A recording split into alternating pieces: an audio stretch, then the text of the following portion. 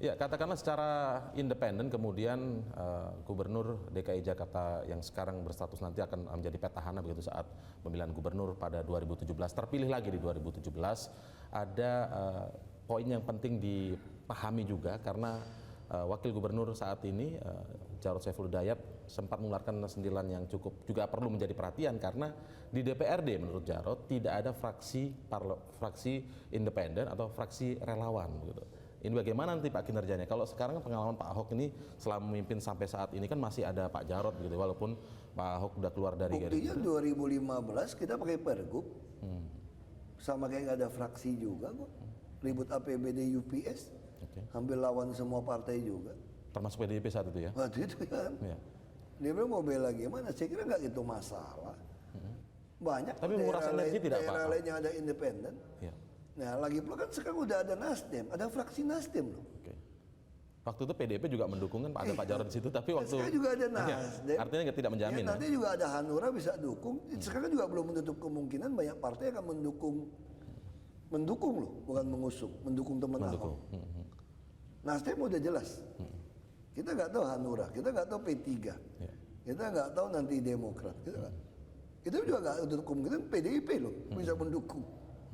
Walaupun saat yang masalah di DPRD soal itu sebelum pergub keluar itu juga Nasdem sempat mengkritik juga. Soal DPRD nggak masalah. Dinamika biasa ya. Aku lawan biasa semua. Kan kita boleh pergub APBD. Iya. Menguras energi. Saya udah buktikan waktu saya jadi Bupati Belitung Timur, itu fraksi Bulan Bintang 55%, lebih parah lagi loh. Oke. Satu fraksi 55%. 55%. Oke aja di Bupati. Oke aja.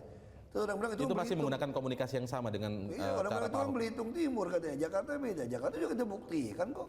Kan semua setuju mau angket mecat saya. Oke aja.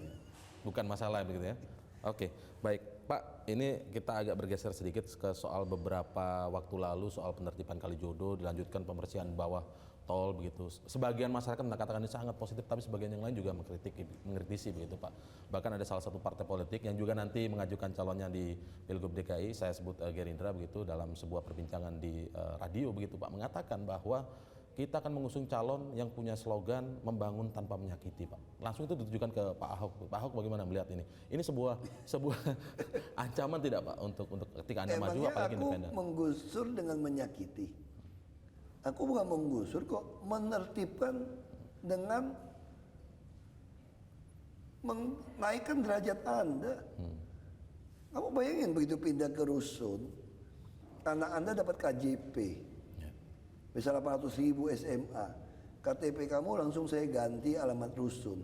Naik bus gratis, dijemput bus. Anak sekolah dikasih bus. Latihan kerja, mau modal kerja kita bantu. Yang bagus ya diseleksi. Dokter disuruh tungguin di situ. Sekarang 5.000 orang, satu dokter, satu bidan, satu perawat. Nanti mau 1.250. Jadi lengkap ya fasilitasnya Pak ya? Ya artinya apa? Anda lihat dong ke rumah susun kita dengan taman, anak-anak lebih bahagia. Jadi itu tuduhan-tuduhan yang lucu saja. Makanya saya bilang kamu cari aja. Gimana sih kalau orang tinggal di sungai, kamu mau nertipin? Sebenarnya kebetulan ya mereka ditertibkan ini ya, menjadi kebetulan untuk mereka ya. Menggusur yang menyakiti. Orang kita ngobatin dia kok. Kalau gitu kamu juga bisa ngomong gitu dong. Kalau gitu waktu kamu sakit dioperasi dokter menyakiti kamu dong. Jadi kamu tawarin prakteklah apa, jadilah pasien di rumah sakit saya, mengoperasi tanpa membedah atau tanpa menjahit Anda, atau masuk rumah sakit tanpa infus, ya kan, atau tanpa anestesi. Itu kan, ya saya kira warga Jakarta nggak bodoh-bodoh amat lah, yang ngomong siapa gitu kan. Kalau boleh saya kutip itu pernyataan dari Ketua Tim Penjaringan Pilgub DKI dari Partai Gerindra begitu. Ya, itu nggak heran orang kayak gitu.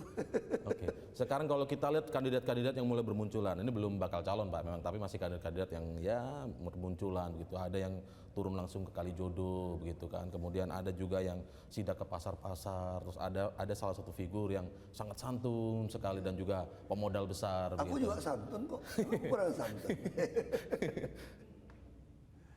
Tapi di sisi lain kemudian Pak Ahok dengan ketegasan membersihkan atau menertibkan Kalijodo dan lain, nggak takut ini menjadi khawatir Yang lain tuh pada cari aksi simpatik, Pak Ahok dengan aksi tegasnya sepertinya tidak peduli dengan rencana Ya pilgub kan saya 2017. disumpah waktu saya visi misi Jakarta kan suruh beresin banjir, beresin macet.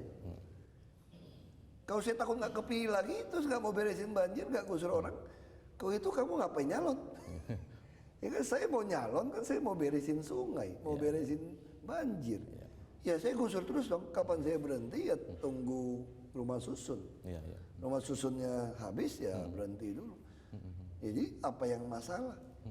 Pak, soal rumah susun ini ketika tadi mengangkat derajat orang-orang yang ditertibkan dari pinggiran sungai yang tanah negara begitu Pak, lalu dipindahkan ke Rusunawa yang fasilitasnya tadi sangat lengkap begitu. Tanya aja sama mereka yang tinggal di situ lebih seneng nggak? Oke. Kalau tanya orang tua yang kurang ajar bilang nggak seneng, tanya sama anak-anaknya sekarang. Tanya sama anak-anak yang lebih seneng nggak? lebih Kayak tenang Kalijodo bilang saya melanggar HAM anak-anak. Anak-anak belajarnya susah di sekolah belajar susah. Aduh saya dengar aja mual saya dengar itu kadang-kadang.